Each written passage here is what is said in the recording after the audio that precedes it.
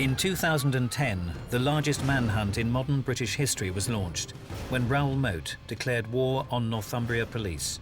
For somebody to actively hunt a police officer, it's so sick. In just 1 week, the 37-year-old ex-con murdered and maimed in a vengeful rampage. You would have seen at least one policeman at any time, full body armour, gun, the lot.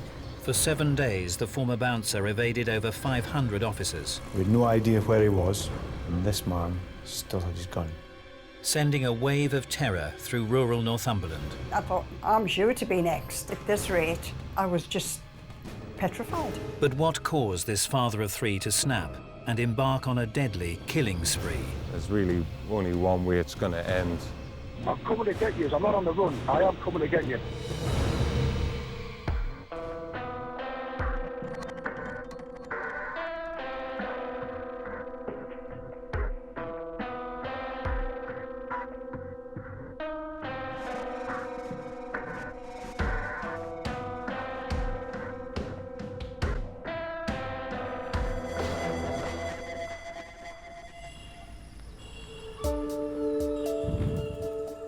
The 3rd of July, 2010, Newcastle upon Tyne, England. A city known for its industrial past and vibrant nightlife. Over the years, Newcastle has acquired a real reputation as a party city. It's incredibly popular with stag do's and hen do's, and there's a really vibrant nightlife.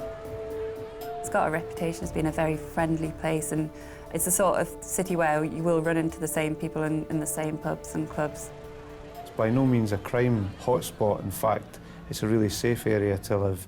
So to experience what we experienced in July 2010 was way out of the normal for this area. As Friday night became Saturday morning, revellers filled Newcastle's clubs and bars, unaware that just 7 miles away, one party was about to come to a tragic end. 2:30 a.m. Birtley.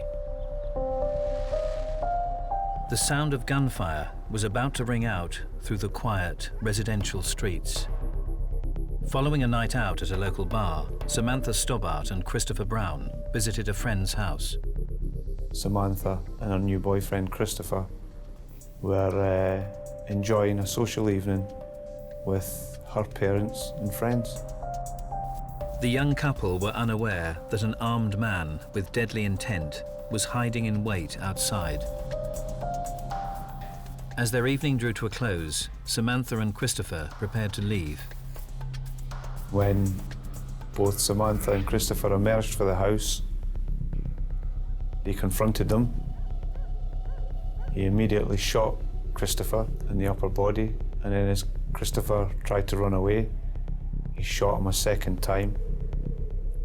While he was lying injured, he reloaded the gun and shot a defenceless, injured Christopher on the ground. The third shot proved to be fatal. He then turned his attention to Samantha, who was by this time inside the house, and he fired a shot through the window, and then he calmly walked away.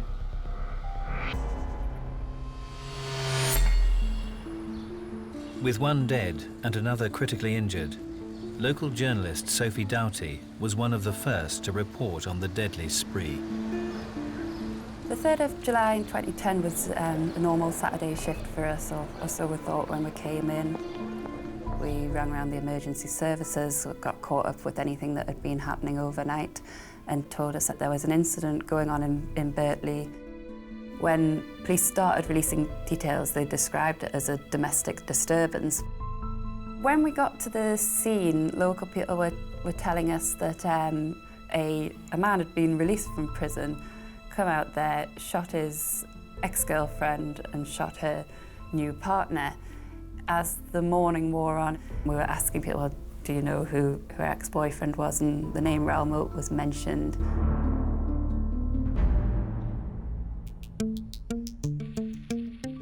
Born on June the 17th, 1973, Raoul Thomas Moat had an unstable childhood. He's always been looking for his dad from being young, and his mum would never say who his dad was. He said a lot that he lacked a father figure, he lacked a standard, normal family life. His early years were further complicated by his mother's mental health issues. His mum was never there. He was always living with his gran. She used to show more like the good qualities of life and look after him. He idolised her, and that was his main happy zone. His mother remarried in 1986, and Raoul Moat's teenage years were marked by a fractious relationship with his stepfather. The stepdad didn't like Raoul too much and used to be off with him all the time. I don't even think that his mum was really looking after him too well either. So he was getting a bit more withdrawn. At the age of 24, Moat severed contact with his family, and after a series of failed relationships, met Samantha Stobart in 2004. The one thing that Raoul Moat was desperate to have was a stable family life. The one thing he didn't have as a child. And this he thought he would get with Samantha Stobart. But their 6-year relationship broke down in 2010 when Moat was imprisoned for the assault of a relative. The 1st of July 2010, 11 a.m. Her Majesty's Prison, Durham. Moat was released after serving just over 2 months of a 16-week sentence, devastated by his broken relationship with Samantha Stobart. That time in prison gave him time to think. His jealousies were emphasised, his feelings of mistrust towards Samantha were amplified. Immediately after being granted his freedom, he began to meticulously gather supplies for an attack and armed himself with a sawn-off shotgun, modifying the ammunition to make it even more lethal. A normal shotgun cartridge would contain an amount of ball bearings on top of the explosive charge. Moat removed a portion of those ball bearings and packed in smaller items of metal in there. And I guess his mindset behind that was to cause maximum damage. At 2:40 a.m. on the 3rd of July, just 48 hours after his release, Moat put his plan into action, gunning down his ex-girlfriend Samantha Stobart and her new partner, Christopher Brown. On the surface, a vengeful attack by a jilted lover, but deep down, a festering resentment remained, and Raoul Moat's bloody spree was just beginning. Lost everything through you. I'm coming to get you. I'm not on the run. I am coming to get you.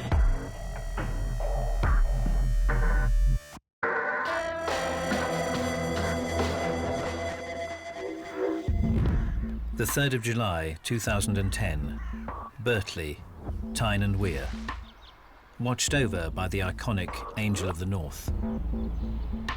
Overnight, this small town had become the scene of a violent crime. Less than 48 hours after being released from prison, 37-year-old Raoul Moat had shot his ex-girlfriend Samantha Stobart and murdered her new boyfriend Christopher Brown in a deadly killing spree. Moat had met Samantha 6 years earlier in 2004. He was a 31-year-old bouncer working in Newcastle's thriving club scene. She was just 16 years old. She had fake ID to get in because she was underage. And then he just met her from there, and that's when he just started meeting her, and he just seemed to fell in love with her. He was a bodybuilder, so we used to wear these cut-out vests that showed everything off. So, yeah, he was really proud of his muscles, and he thought he looked great. She was young, she was good-looking, she had a fantastic figure, and he was a lot older than her, and I think all his birthdays had come at once because he'd met her.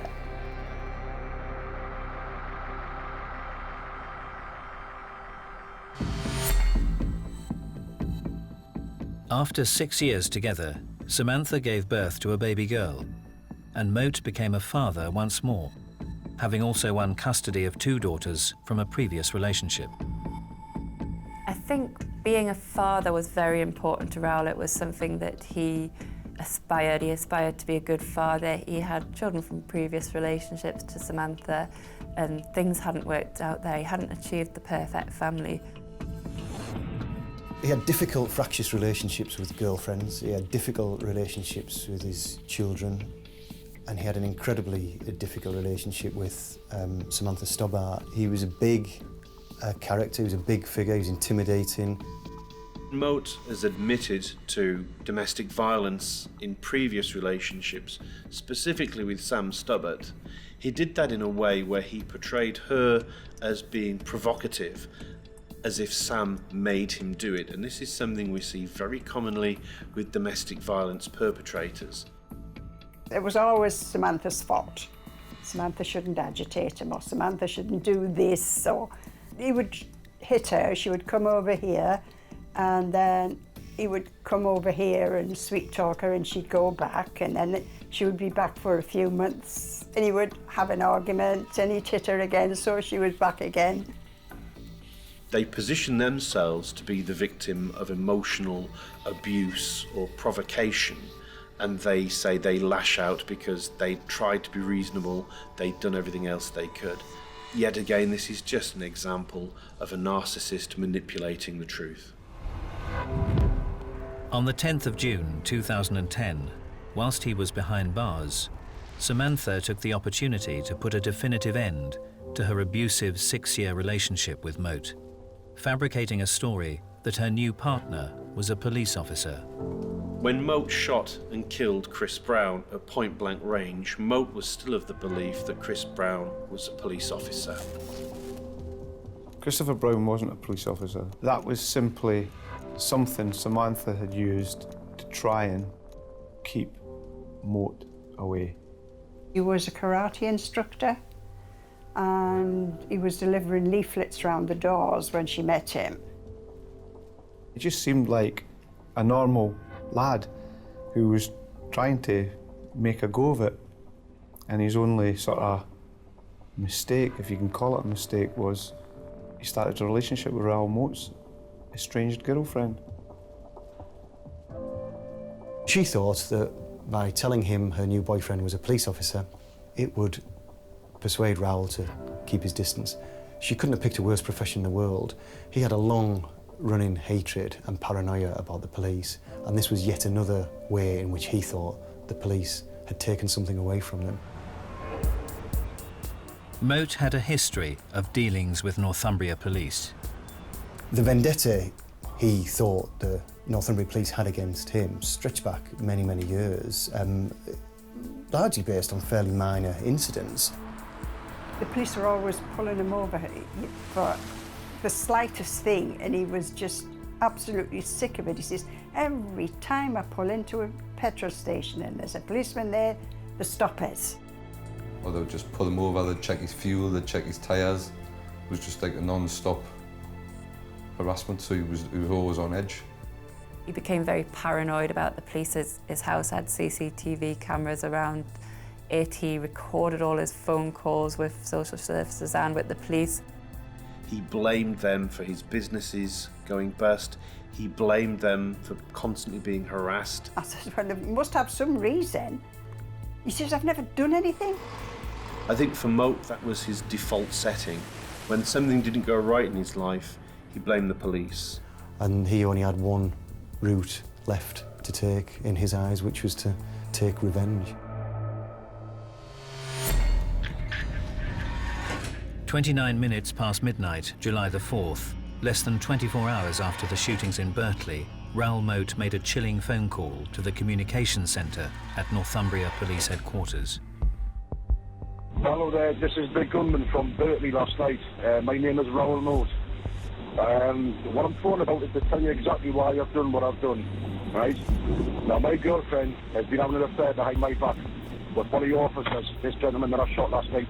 Northumbria Police had received one phone call from Raoul Moat, effectively making full admissions to shooting Christopher Brown, admissions to shooting Samantha, but more worryingly and sinister, declaring an effective war, if you like, on Northumbria police officers.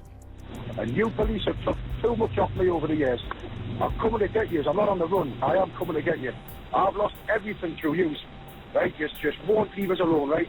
because I am hunting for officers now. Earlier that evening, traffic officer PC David Rathband was starting his late shift, with the force under heightened alert for the spree gunman from the previous night. David was a very proactive police officer. He completely understood the job. It's what he wanted to do. It was his calling, I think. 45 minutes past midnight. Moments after Moat's phone call to the police, PC Rathband was sitting in his patrol car, unaware that his life was about to be turned upside down. David had decided to sit up on the A1, one of his favourite stopping points, to sit up somewhere where it's very busy, where there's a high volume of traffic coming past and waiting. That's what it all comes down to, playing the waiting game. Then maybe that opportunity for that vehicle, that one vehicle you're looking for, will come past. Unfortunately for David, that night it did.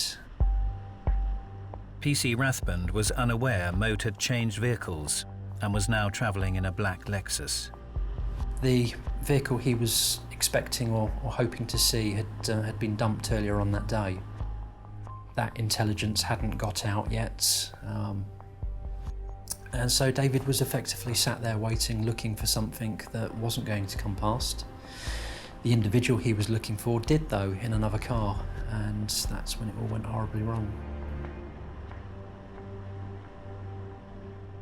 Just moments after making his call to the emergency services, Moat's threat to the police became a brutal reality as his sickening spree continued. Moat, it transpires, drives past and sees David sat in his police car on his own, and decides to stop just on the on-slip for the motorway. He got out and, carrying a sawn-off shotgun, he crept up to a marked police car. PC Rathband was aware that somebody was behind his car. He turned, looked and saw this large man holding a gun, pointing at him through the passenger window, and his last thought before he was shot was, "Oh no, it's Raoul Moat." And for that split second, he knew what was about to happen.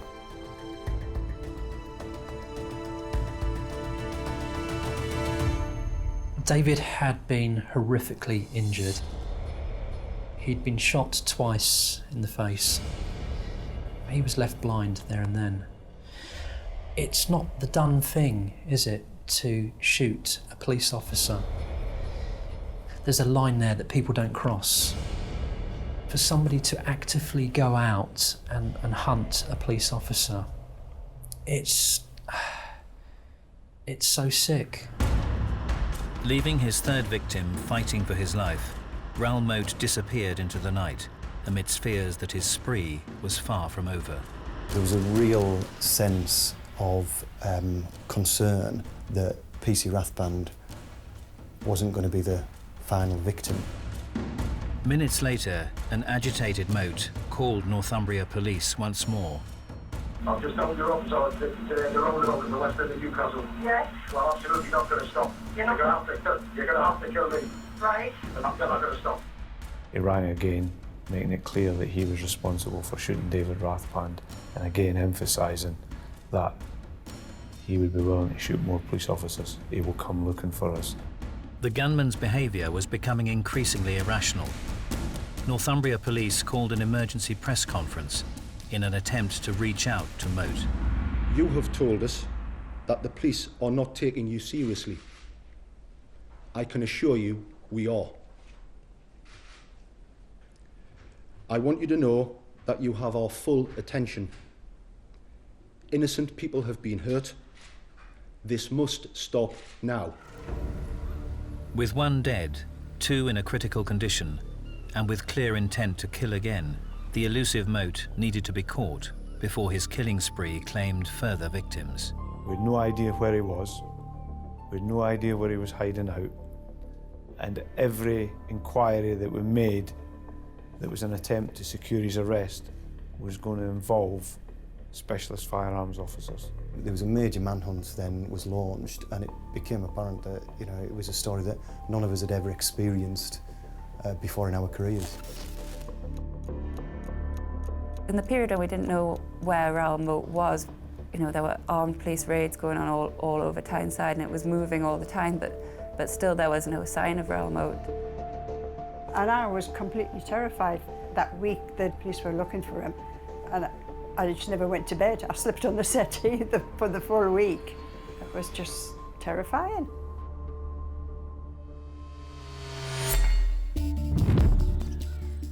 Less than 24 hours after the shooting of PC Rathband, an unexpected twist emerged, and Moat's ruthless spree threatened to escalate further. Late on a Sunday afternoon was two separate reports, which suggested that he may have had hostages with him. And those were coming from the family of Carl Ness and the family of Moat. As is typical in a hostage situation, the police request to the media that we don't report that information because it may affect the safe recovery of the hostages. The dynamic became very, very complicated because we had an obligation to those hostages to try and save their lives. That caused some issues in terms of how we proceeded with the manhunt. The police were now aware that Moat was travelling in a black Lexus, and the net was closing in on him. It made a distinctive engine noise. It was quite noisy. And when we appealed to the public to help us find that car, very, very quickly, it was identified and its location was identified. And our focus moved from almost the Tyne and Weir conurbation to the rural countryside of Northumberland to Rothbury. As the search moved into a new area, and with the lives of two hostages in his hands, the need to find Moat took on a new urgency.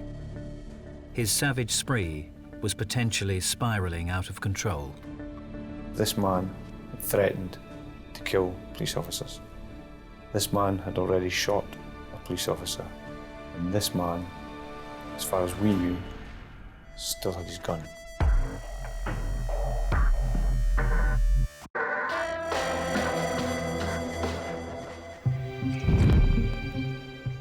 "29 minutes past midnight, the 4th of July 2010.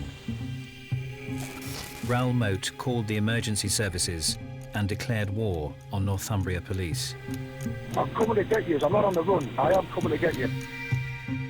Moments later, he ambushed traffic officer PC David Rathband as he sat in his patrol car, shooting him twice at point-blank range before vanishing into the night with two hostages.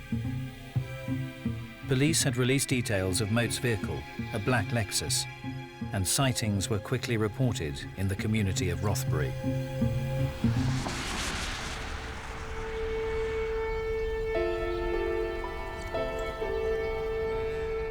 Less than an hour outside of Newcastle, this small market town sits in the rolling hills of Northumberland. If you drive north from Newcastle, Rothbury's the first nice place you come to. It's everyone's idea of a little village in the hills. It's quite quaint, everybody knows everybody else. It's a really tight community. It's just a lovely, wonderful place, and it's just beautiful. But Rothbury was about to become the focus of the world's attention. Until the police car rode up the street, it was just an ordinary day, and I think the last thing we expected was to have anything to do with the whole Moat saga at all.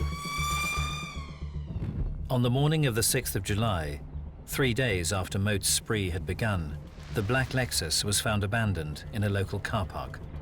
Just got to the office and I got a phone call to say, Raoul Moat's car's been found in Rothbury, get here now. I just thought, oh my God, this is big, this is huge, this is something that's never happened before in our paper's history. The hunt for the gunman and his hostages intensified as police resources poured into the immediate area. When it first started, if you look down here, you would have seen at least one policeman at any time, full body armour, gun, the lot. The manhunt would soon reach unprecedented levels, involving over 500 officers. A 2-mile exclusion zone was set up in the Rothbury area. Anything that involved a sighting or any arrest of Raoul Moat was going to involve the use of armed police officers. There was no other way to do it. With the police on high alert for a potential hostage standoff, the story was about to take an unexpected turn. Raoul Moat had already revealed that he had taken some hostages, but it became apparent as well that the police were unsure as to whether they were hostages or accomplices. Carl Ness and Karam Awan were in fact in collusion with Moat. They had each delivered 2 messages to their families. One appeared to be a genuine hostage letter, but the second was a note explaining that they were actually in the safe hands of their friend, Raoul Moat. Their concerned families submitted these letters to the police. While we were quickly trying to get our resources moved, Moat was able to melt into the countryside, whereas Ness and Awan tried to make their escape along the open road. The police helicopter was very quickly above them. One police car drove past them with an officer in to possibly identify them. Once he did that, he radioed to colleagues who followed in a second police car, unmarked, to throw a thunder flash at their feet. This momentarily stunned them, and other officers came out and arrested them at gunpoint. With Ness and Awan in custody, the full extent of their involvement in Moat's spree started to become clear. Raoul Moat and Carl Ness were close friends, Awan less so, but they went with him on his exercise of revenge and murder. They drove him around on the night that he shot PC Rathband. Carl Ness was with him and drove him to Samantha Stobart's house. So there's no doubt that they were fully involved. Footage emerged that revealed the movements of Moat and his accomplices before and during his spree. They're caught on CCTV, buying him things from Tesco and places. They even, to them it seemed like a bit of an adventure. They were buying like barbecue sauce and all sorts of everyday items to help Moat. But what led 2 men to assist Raoul Moat in his vengeful rampage? He was highly manipulative. He was able to make people feel as if they were in the wrong, as if they'd wronged him, and that gave him leverage and purchase to get other people to do what he wanted them to do. They were very unusual characters in this because they didn't seem to gain anything other than, in a way, looking up to Moat. They wanted to impress him. They were more than willing to help him carry out these horrific acts, and there was nothing in it for them. Carl Ness, a bodybuilder and former nightclub doorman, had known Moat for several years, having also worked as a bouncer in Newcastle. During Moat's incarceration, Ness had been in regular contact with Moat through prison visits and telephone calls. But one conversation was really interesting in that he asked Ness to get a particular individual to visit him while he was in prison, because he was an individual who could get him what he described was a car with 6 wheels. And when we looked at the people involved, my only explanation for a car with 6 wheels is a gun and the associated ammunition.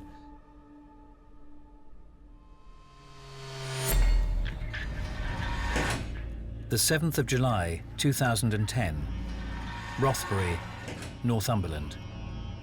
The day following the arrests of Awan and Ness. With Moat still at large, police discovered a makeshift campsite where he'd been hiding out. Amongst the debris, a disturbing message from Moat was found, forcing the police to take urgent action. The police called us all in for an emergency press conference and told us that they'd found a dictaphone that Moat had left in one of the places that he'd been camping out.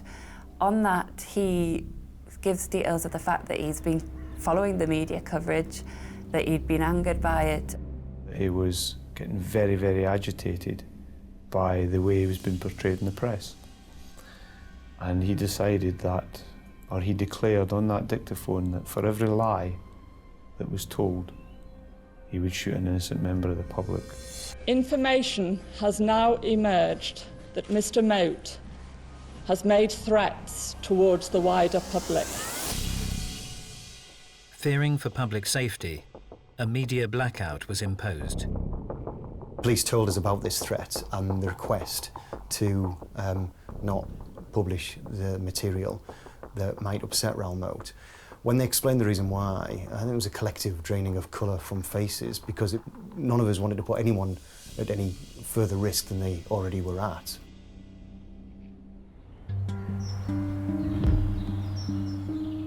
The 8th of July, 2 days after the arrest of Ness and Awan, and Moat was still on the run.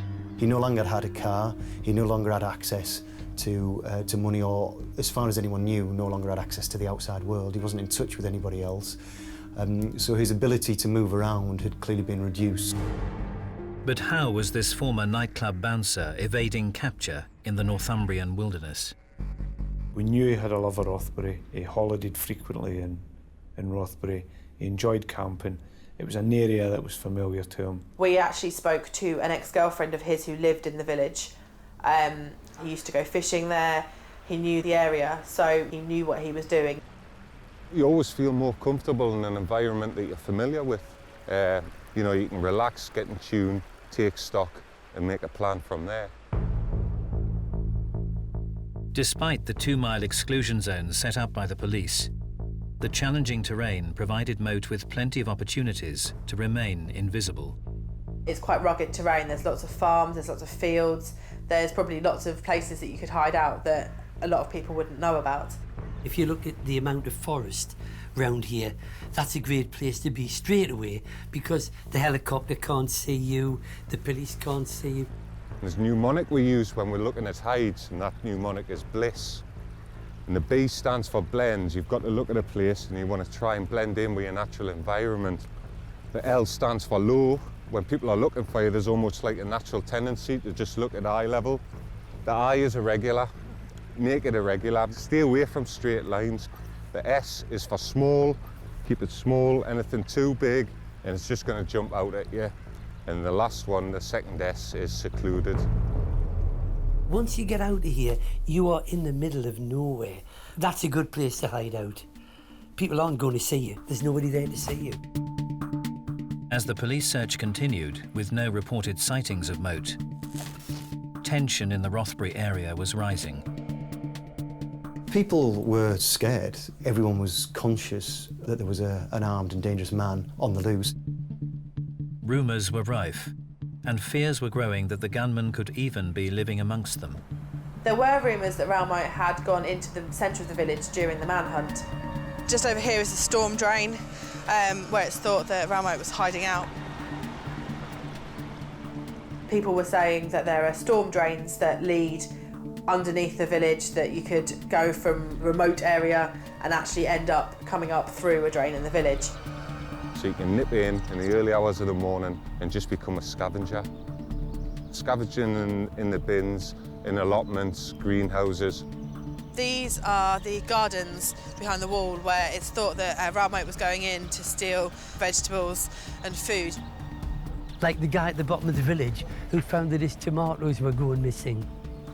I mean, there were different sightings of him in different places. There was a house that he potentially went into and lay down on the bed because a resident had reported like an imprint of his head in their pillow.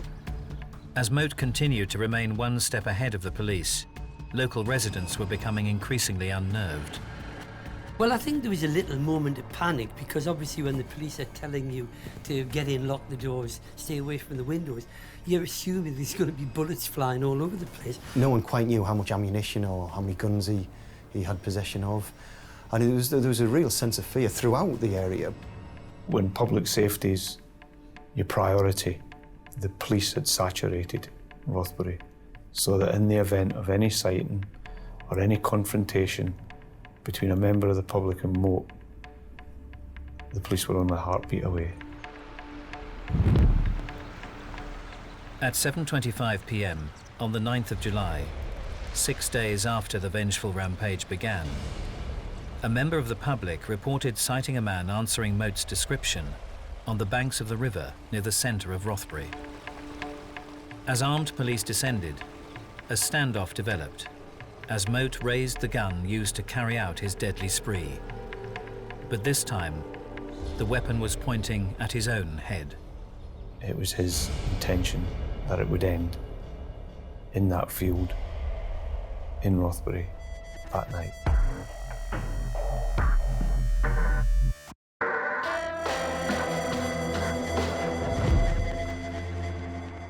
At 2:40 a.m. on the 3rd of July 2010, Raoul Moat embarked on a vengeful killing spree, leaving 1 dead and 2 more critically wounded. Moat's car was finally found abandoned 3 days after his rampage began in the quaint Northumbrian town of Rothbury. 7:25 p.m, the 9th of July, Rothbury Riverside. Having evaded capture for a further 3 days, a member of the public reported sighting Moat on the banks of the River Cucut.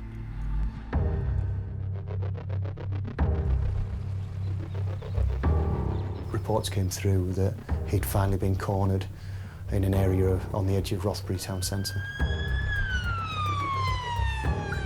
Press and public were immediately cleared from the area as armed police descended on the scene. Ladies and gentlemen, for your own safety, I need you to move back. Raoul Moat was just in front of the tree over there. Police were kind of on this road here. Being local, we knew straight away where it was, and we knew he wasn't going to get away. He sunk to his knees, put the gun to his head, and the next final hours of Moat's life were played out on the riverbank.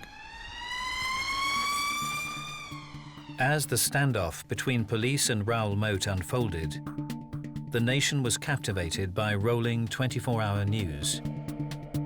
It was a waiting game during the hours where there was a standoff between Moat and the police.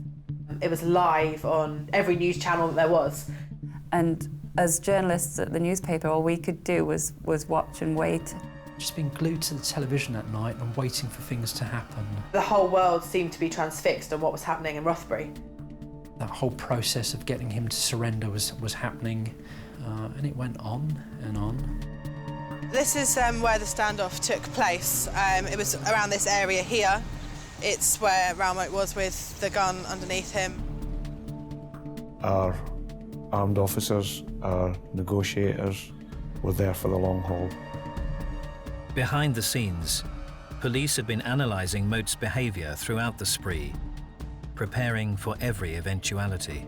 Because Moat had made contact with us a couple of times on telephone, there was always the likelihood that we were going to confront him face to face.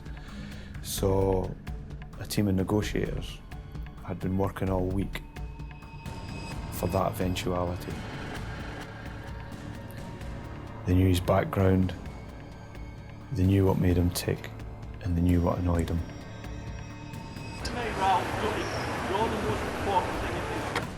He spoke emotionally about close relationships. He was immune to any requests that they made of him. And start trying to persuade him that killing himself was not the only option.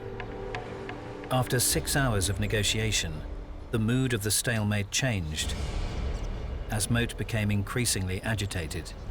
Couldn't really see what was happening, but you could hear that there was a commotion. At that point, it was clear to everybody present that he had made his mind up, that he was ready to finish the whole episode. The police attempted to incapacitate Moat with a shotgun-style taser. At about 1:15 in the morning, about 6 hours now after the standoff had started, there were a couple of sounds which clearly sounded like gunshots. There were a couple of shouts. It wasn't quite clear at that point, as the story broke, as to what had happened. Was it Moat committing suicide? Was it the police trying to take action? At approximately 1:15 a.m, almost immediately after the police tasers were discharged, Raoul Moat fired the final shot of his killing spree. Shortly after, an ambulance crew took him to Newcastle General Infirmary, and shortly after his arrival there, it became known that he was actually dead. and he'd taken his own life with the shotgun that he'd had with him throughout that week. After the biggest British manhunt of a generation, involving over 500 police officers and costing Northumbria police in excess of £1 million, Raoul Moat's ruthless rampage was finally over. With him, it seemed as though it had come to a point where he didn't have anything. And when you get to that point, when you start feeling like that, then there's really only one way it's going to end. And he had actually said to the negotiators that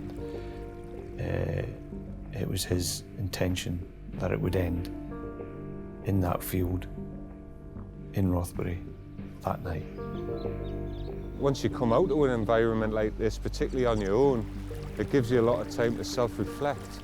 Come the end of it, I think because he'd been out for 3 days in a while, I think he kind of thought hard about what he's done and who he's let down, including himself. And I think that's why it ended the way it did. I think it had finally come to it, and he'd just hit the point of no return. In the wake of Moat's bloody violence, one question remained. What drove the former bouncer and bodybuilder to commit these terrible crimes?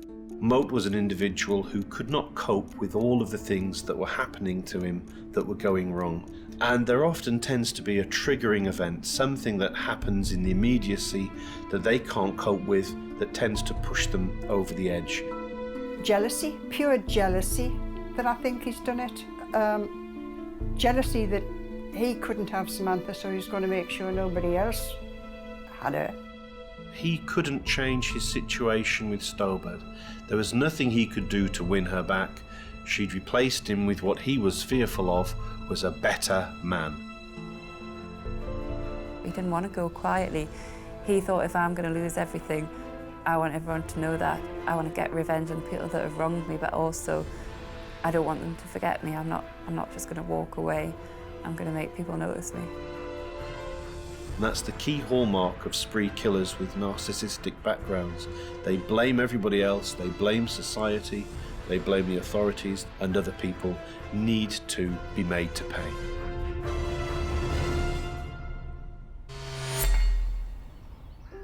The 29th of February 2012, 19 months after the devastating spree. Having been shot and blinded by Raoul Moat, PC David Rathband took his own life at his home in Blythe, Northumberland. David is gone. I miss my friend. I still can't quite bring myself to delete his number off of my phone. It's still there. Would David Rathband have taken his own life had he not been blinded by Raoul Moat? I personally doubt it very much. Samantha Stobart still bears the scars, and I'm sure she probably finds it difficult to move on. And Christopher Brown lost his life. Christopher's mum, Sally, feels like her son is a forgotten one here, and I tend to agree with her. On the 11th of March 2011, Moat's accomplices, Carl Ness and Karama Wan, were convicted of the attempted murder of PC David Rathband and conspiracy to murder police officers.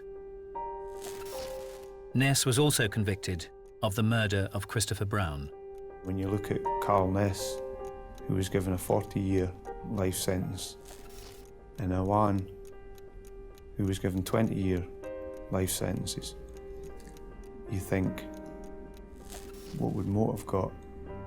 And I think I'd rather see him accounting for his criminality, for the deaths of Christopher and David. I'd rather see him accounting for them in prison rather than taking the easy route, which he did, which was cowardly.